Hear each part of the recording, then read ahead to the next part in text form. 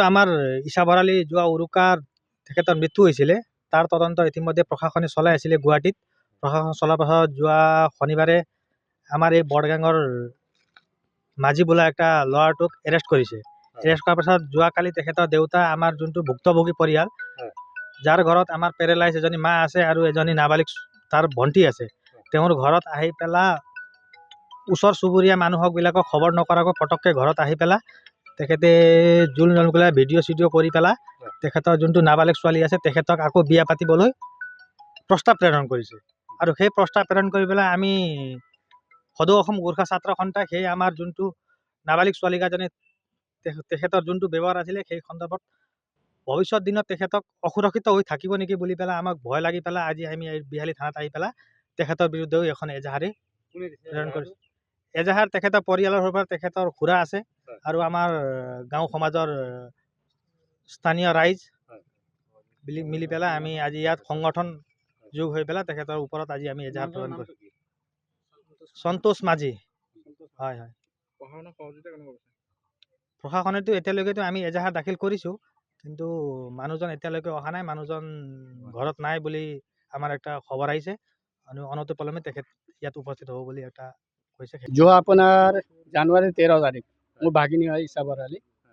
তেখেতে গুৱাহাটীত কামৰ সন্দৰ্ভত আছিল, তাতে তেখেতৰ মৃত্যু হ'ল। নম্বৰ এটাৰ যোগেদি আমি কিবা মেছেজ পোৱা স্বত্তে আমি এজাহাৰ এটা তাতে দি আহিছিলোঁ। সেই এজাহাৰৰ ওপৰত তদন্ত কৰি গুৱাহাটী চানমাৰী পুলিচে এতিয়া এই আমাৰ বিহালী বৰগাঙৰ ল'ৰা এটাক গ্ৰেপ্তাৰ কৰিছে। তেখেতৰ দেউতা কালি ঘৰত আহি ঘৰত মা আৰু ভনী মাত্ৰ দুজনী আছিল।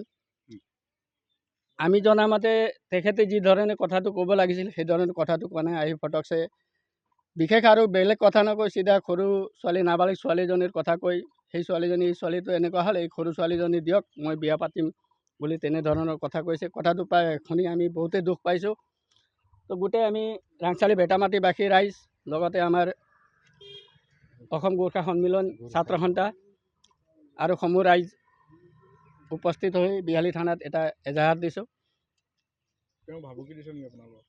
আমাকতো তেনেকৈ দিছে বুলি গম পাইছোঁ, ঘৰত ভাবুকি দিছে, ছোৱালীক ভাবুকি দিছে বুলি গম পাইছোঁ। এতিয়া ছোৱালীজনী তেখেতৰ ঘৰৰ আগৰ পৰা স্কুলত যায়, যিহেতু অহা যোৱা কৰে, সেই ছোৱালীজনীৰ নিৰাপত্তা বিচাৰি আমি আজি থানাত উপস্থিত হৈছোঁ। আমাৰ ঈশা ভৰালী যোৱা উৰুকাৰ তেখেতৰ মৃত্যু হৈছিলে।